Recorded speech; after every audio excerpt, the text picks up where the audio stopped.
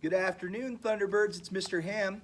I'm coming to you today from the high school library where I was out getting some work done.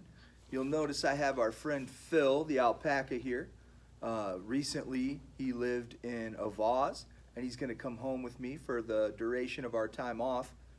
And I thought while I was getting some work done that maybe it was time to stop and do another story time for you guys. So, the theme of today's story time is going to be lost teeth. And I was thinking about this. One of my favorite things in the world is to come to school and when kids would come and tell me the story of the latest tooth that they lost and smile big and show me the hole where the tooth used to be and how it fell out and all that good stuff. So, I'm sure some of you guys have probably lost some teeth while we were away from school.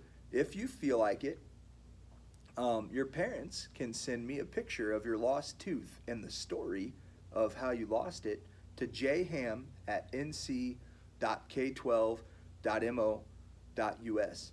And on that note, the story that I'm going to share with you guys today is called The Tooth Fairy Wars. And it's by Kate Coombs, and Jake Parker illustrated it. And it is a story about losing a tooth. So here we go. The Tooth Fairy Wars. When Nathan lost his first tooth, his mother told him to put it under his pillow. The Tooth Fairy will come and get it, and she'll leave you $1.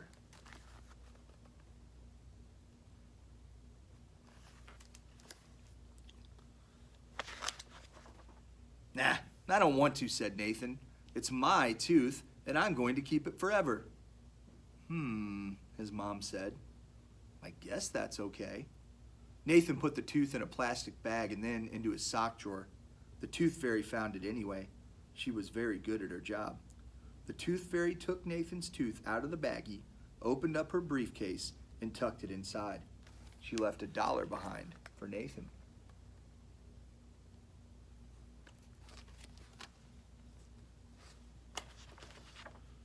In the morning, Nathan was not happy.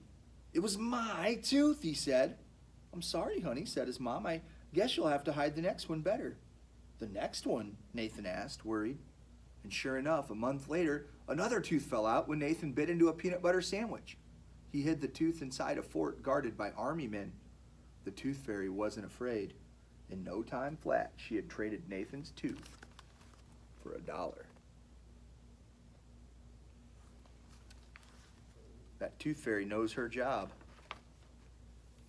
When Nathan found the tooth gone, he growled like a bulldog. He made a better plan when the third tooth fell out. That night, after a quick search of Nathan's bedroom, the Tooth Fairy took out her super tooth Sensomatic and she scanned the house.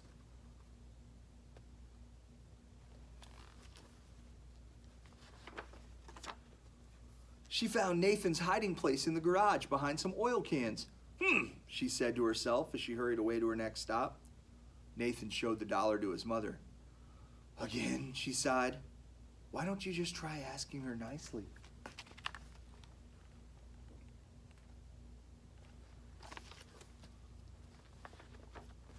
So when Nathan lost a fourth tooth, he wrote a letter to the Tooth Fairy. Dear Tooth Fairy, I know most kids like to trade you their teeth for dollars, but not me. I want to save my teeth forever. Your friend, Nathan. When Nathan slept, the Tooth Fairy came. She read his letter carefully, then took the tooth anyway. She left behind $1, along with the form letter from her briefcase.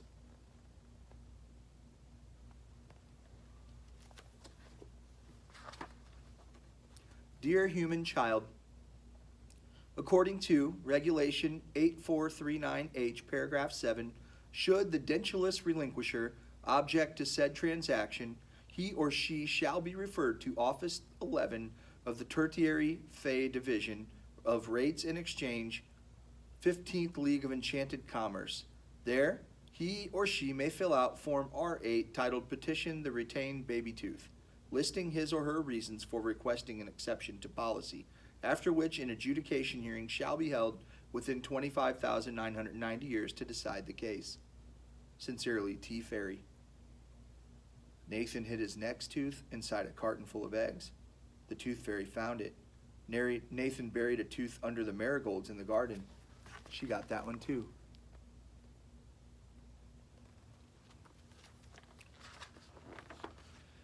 He left another tooth at his best friend Danny's house and put out a cat's tooth he'd found instead. The tooth fairy lost her temper that night. It took her a long time, but she tracked down Nathan's tooth.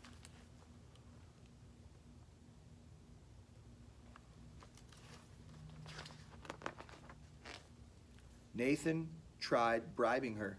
That didn't work either. Dear human child, it is strictly against regulation 6120Q, paragraph 3, to attempt to bribe an officer of the 15th League of Enchanted Commerce. Please cease and desist at once. Gravely, T. Fairy. Nope, said Nathan. The next time Nathan lost a tooth, he borrowed his cousin's tarantula. He painted the tooth gray and hid it in the rocks at the bottom of the tarantula tank. Nathan smeared the top of the tank with honey, then he sprinkled itching powder over the honey and put up some signs. Take good care of my tooth, Fred, Nathan told the tarantula as he turned out the light. Whoops, about forgot that picture.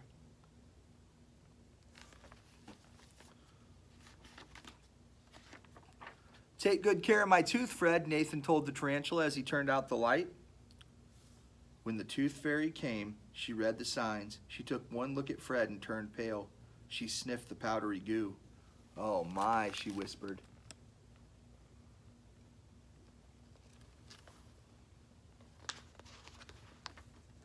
The tooth fairy did not take Nathan's tooth.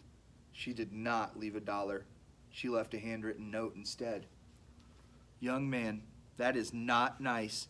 I am taking a vacation as of tomorrow. The 15th League of Enchanted Commerce will no doubt be sending a substitute entity. It is my fervent hope that this individual will be treated with the proper respect when he or she visits your household. Grimly, T. Fairy. Nathan showed the letter to Danny. I won, he yelled. What about the substitute, Danny asked. Oh, I'll have to get ready.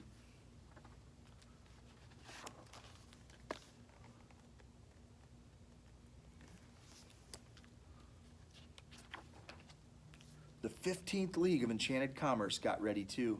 They sent a whole team of tooth experts.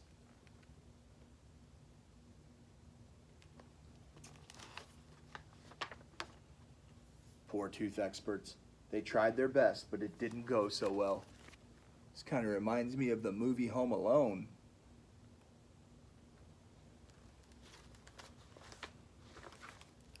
The next night, while everybody in the house was asleep, an official delegation came to see Nathan. The visitors presented him with a special certificate of exemption and with the contents of storage unit 329Z18 from the dental department, 15th League of Enchanted Commerce. Every single one of his lost teeth. Thanks, said Nathan. I'll keep them forever.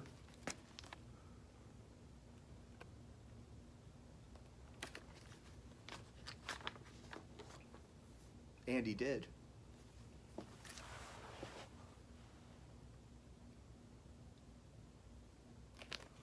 All right. Thank you so much for joining me today. And Phil says goodbye, and he hopes to see you guys soon. And I hope to see you guys soon as well. Make sure you guys are doing some reading on your own too. See you later.